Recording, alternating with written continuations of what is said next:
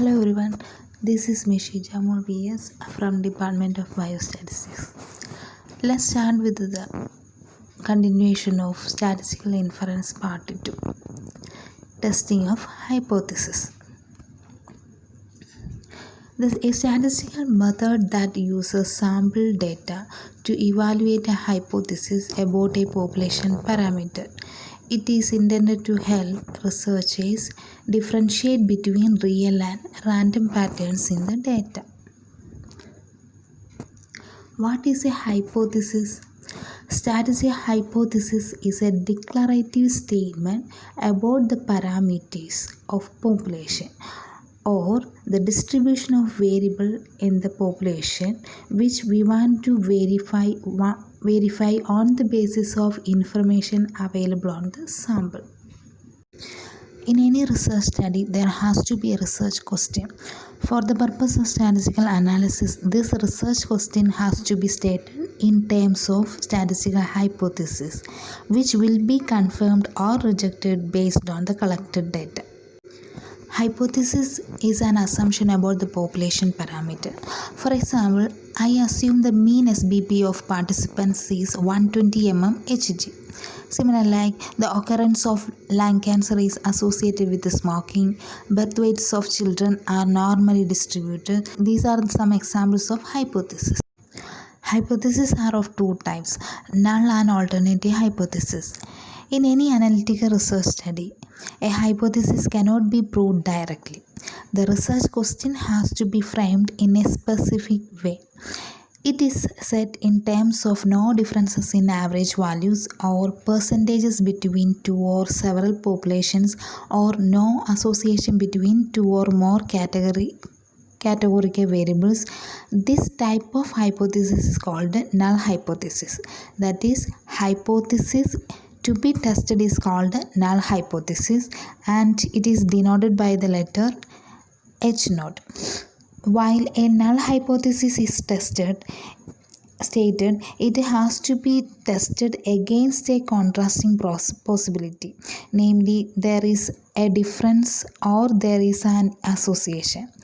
This contrasting possibility as a declarative statement is called alternative hypothesis.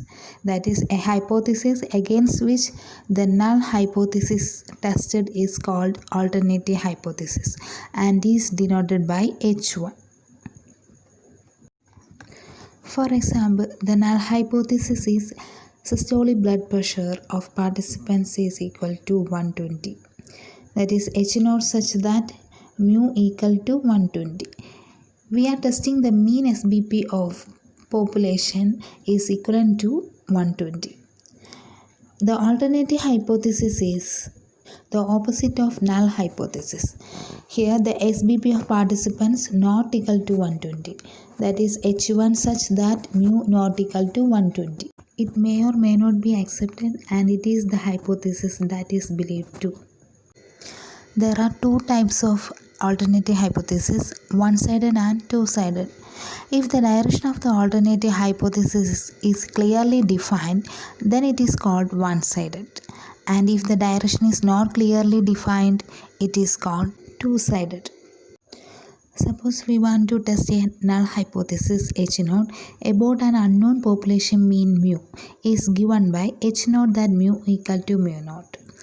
In other words, if one population has its mean or proportion value of the variable clearly greater than or less than that of the other population with which the test of comparison is done, then it is one-sided.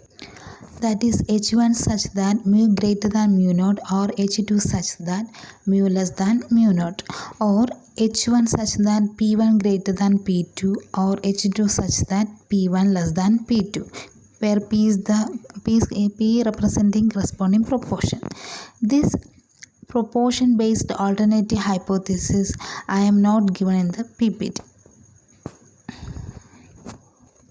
If one is not sure which population has its mean or proportion value greater than or less than that of the other population, and the only statement that can be made is that they are not equal, then the hypothesis is two-sided, that is H3 such that mu not equal to mu naught or P1 not equal to P2. Mu naught is the value of the parameter mu specified by the null hypothesis. It is called the hypothesized value. A procedure by which we may decide either to accept or reject the hypothesis based on the samples taken from the population is called statistical test. The two types of errors. The application of statistical tests may lead to the wrong conclusion due to selection of sample. Sometimes even a good test may cause rejection of H0 when it should be accepted or acceptance of H0 when it should be rejected. These strong inferences are called type 1 error and type 2 error. A type 1 error is the probability of rejecting the null hypothesis when H0 is true. A type 2 error is the probability of accepting the null hypothesis when H0 is false. The concept of type 1 and type 2 errors is very important in inference statistics. While making inferences based on the results from the sample, we cannot do so with a 100% confidence. Acceptance or rejection of the null hypothesis can be stated only with a certain amount of error or with a certain amount of confidence. The concept of these two types of errors is explained with the given example. A judge who has to decide whether a person has committed the crime. Result possibilities are given in the table. The null hypothesis is that the person is innocent, that is H0 such that the person is innocent. In this table you can see verdict by the jury in comparison with actual situation.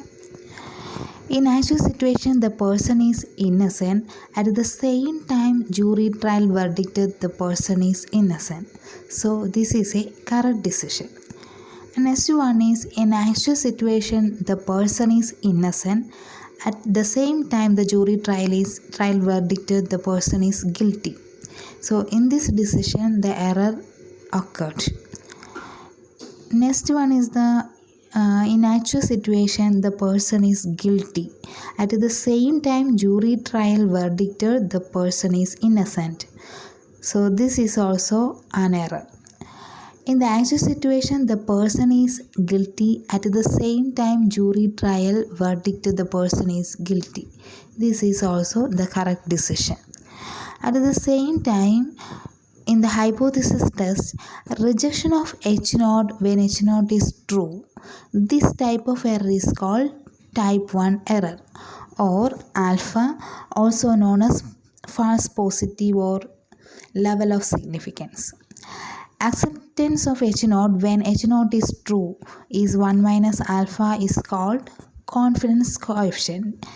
Acceptance of H0 when H0 false, also an error called type 2 error or beta or false negative.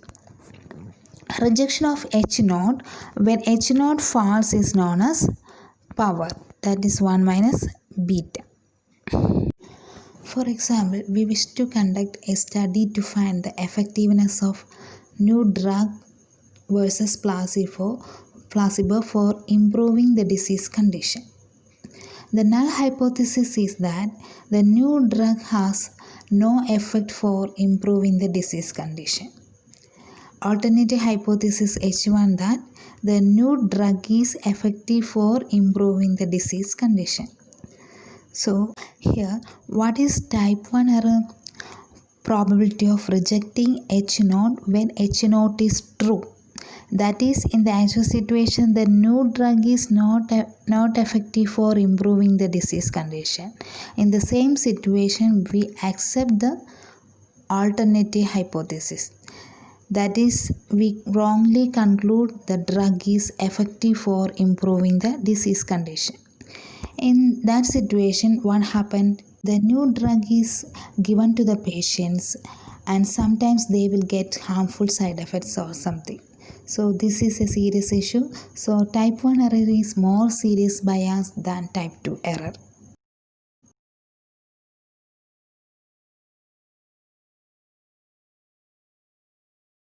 Example 1. Research hypothesis is adding water to toothpaste protests against cavities. The null hypothesis H note that adding water does not make toothpaste more effective in fighting cavities. A type 1 error occurs when detecting an effect, that is adding water to toothpaste protests against cavities, that is not present. The null hypothesis is true, that is it is true that adding water to toothpaste does not make it more effective in protecting against cavities. But this null hypothesis is rejected based on bad experimental data or an extreme outcome of chance alone.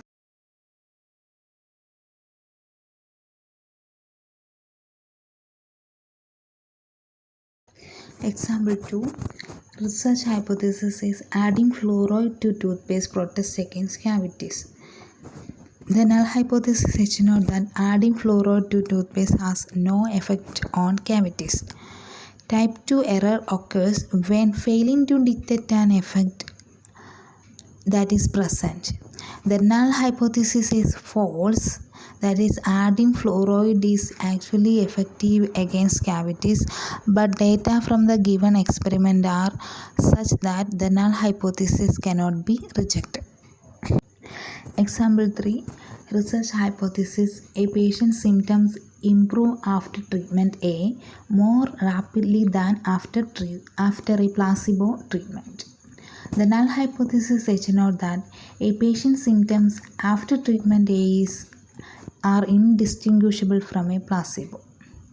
A type 1 error would falsely indicate that treatment A is more effective than placebo, whereas type 2 error would be failure to demonstrate that treatment A is more effective than placebo, even though it actually is more effective. In a statistical test procedure, a range of variation of the test statistic is divided into two regions, that is acceptance region and rejection region. The rejection region is also called critical region. That is, the critical region is the region of values that corresponds to the rejection of the null hypothesis at some chosen probability level. Level of significance. What is level of significance? The probability of type 1 error is called level of significance, or the size of the type 1 error, and it is denoted by alpha. That is, alpha equal to probability of rejecting H naught when H naught is true. Usually we take alpha equal to 0.05 or 0.01 or 0.001. The probability of type 2 error is called the size of the type 2 error and is denoted by beta. That is, beta equal to probability of accepting H naught when H1 is true. Power of a test is the probability of rejecting H naught when it is false. That is 1 minus probability of type 2 error. What is type 2 error? Acceptance of H naught when it should be rejected. When the null hypothesis is accepted, type 2 error is to be stated. That is, maximum error usually allowed 20%.